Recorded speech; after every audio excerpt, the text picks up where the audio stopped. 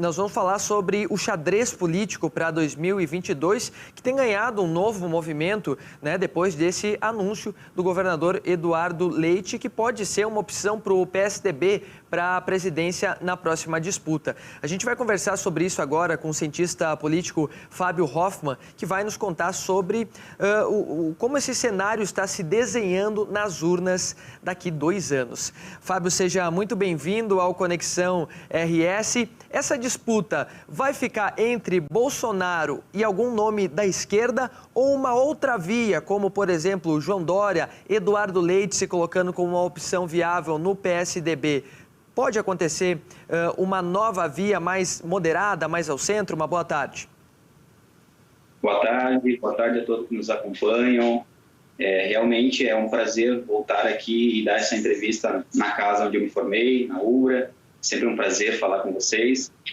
Então, reafirmando a sua entrevista, o xadrez político que tem se locomovido agora recentemente, ele tem intensificado muitos movimentos. E o mais recente deles é a entrada do governador Eduardo Leite numa possível corrida aí ao Palácio do Planalto. Então, esse movimento ele é muito importante, porque ele indica, ele sinaliza com a fissura recentemente que o PSDB vem já há algum tempo mostrando para todo o país. Então, dentro do próprio partido, há essa ala do governador Eduardo Leite, que é mais moderada, e dentro do PSDB também a ala do então governador Dória, que também quer ser candidato.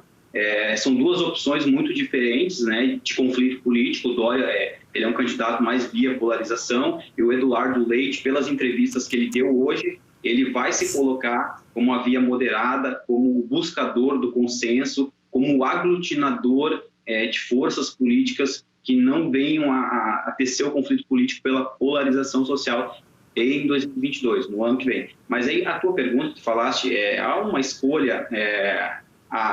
Quem vai para o segundo turno, Hoje, com as forças que estão aí colocadas, dificilmente a gente teria hoje um segundo turno de centro moderado. Mas a gente não pode esquecer que a esquerda ela ainda não conseguiu se aglutinar em torno de uma ideia, de uma figura, de uma liderança. Esse vácuo de poder, ele está sendo ocupado pelas forças de centro-direita. Então, a gente ainda tem muito cuidado, muita água ainda tem que passar debaixo dessa ponte, mas a esquerda, hoje, ela não teria, ao meu ver, um espaço no segundo turno. E aí a gente pode entrar em discussões sobre a força do PT. O PT ele vem minguando desde 2012, vem perdendo força, se for o candidato indicado hoje, que é o Fernando Haddad, obviamente a gente teria um desfecho muito parecido com 2018. Então, ainda é um cenário de muita mobilização, mas ele já vem mostrando para onde ele vai se encaminhar. E essa força, essa união do Bolsonaro, da força do Bolsonaro com o Centrão, obviamente ela vem a caminhar junto com essa ideia de construção da direita e extrema-direita mais forte ainda para 2022. Hoje, 2022, é Bolsonaro e um outro candidato, que a gente não sabe ainda quem é, por causa do xadrez ainda que está muito definido. Bom, o Fernando Haddad, possível candidato pelo PT, participou ontem do Manhattan Connection aqui na UBRA TV, mas o PT tem perdido, cada vez mais a sua hegemonia, não conquistou capital nas eleições para prefeito. Como esse cenário deve se desenhar, então? Quer dizer, a principal via seria Bolsonaro e um candidato mais ainda à direita, mas um pouco mais moderado, e a esquerda ficaria de fora, ou seria esquerda e Bolsonaro, por exemplo? Esse cenário da segunda posição para o segundo turno ainda está muito indefinido. Hoje a gente teria um cenário parecido com o do Equador, assim, segundo turno muito acirrado. Mas, de fato, o PT vem perdendo essa hegemonia já há muito tempo, e o Fernando Haddad já se mostrou um candidato ainda não capaz ainda de unir toda a esquerda. A gente não pode esquecer que aí a gente está falando de uma esquerda muito ampla. A gente tem o Ciro Gomes, a gente tem provavelmente a Marina Silva, a gente tem, por exemplo, o próprio Fernando Haddad nessa linha, e a gente tem outros candidatos que possivelmente possam vir lançar candidatura, como foi o caso do Boulos, como foi o caso de outras lideranças. Então, esse cenário para 2022, ele está muito indefinido ainda, mas o que eu chamo atenção para quem está nos ouvindo agora, que tem que ficar muito atento, é como vai se dar a construção do conflito, né? E aí eu chamo atenção para a posição da possível candidatura, né, da pré-candidatura do governo Eduardo Leite. É uma outra posição que ela diverge do Dória. O Dória é via polarização social,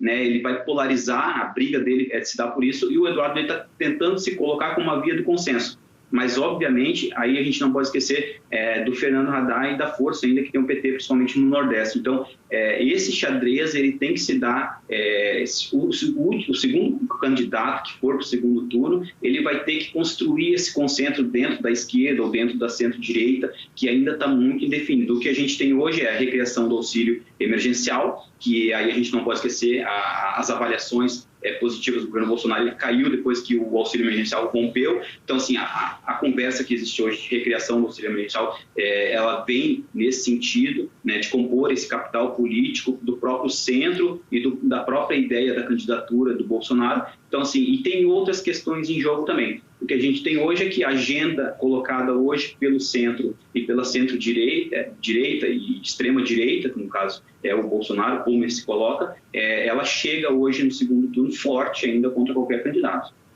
Bom, e aqui no estado, caso Eduardo Leite não concorra, caso dispute um cargo à presidência, como deve ficar a disputa? Já se tem um desenho?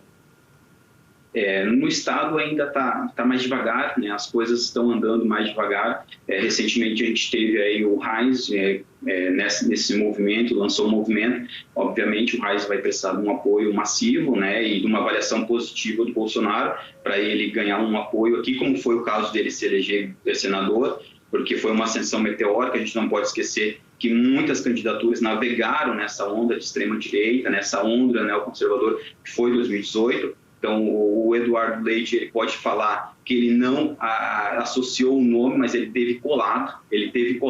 Obviamente, ele não caiu na estratégia errada do Sartori, de colocar o Sartonaro. O Sartonaro perdeu um capital político importante ali, mas a gente não pode esquecer que a gente tem uma candidatura do Reis hoje, ela vai estar muito associada a um sucesso ou não de um governo Bolsonaro. Obviamente, ele vai chegar em 2022, obviamente, depois de um mandato, ele vai ter que apresentar alguma coisa. Ele não foi eleito do vazio. Esse vazio de ideias que formou o guarda-chuva, que foi o bolsonarismo, ele veio carregado de muitas coisas, né? Combate à corrupção, lutas anti-pautas identitárias e outras coisas muito mais. Então, é um guarda-chuva muito diverso, que ele não vai chegar lá conseguindo entregar o que ele prometeu para tudo isso. Obviamente, tem esse desgaste natural. E a gente não pode esquecer também que não está descartada aí uma candidatura do Sérgio Moro, apesar de ele estar hoje defenestrado no campo político, hoje nas pesquisas de opinião ele aparece como o segundo colocado. Então, não dá para desprezar isso também e ao plano nacional. E ao plano estadual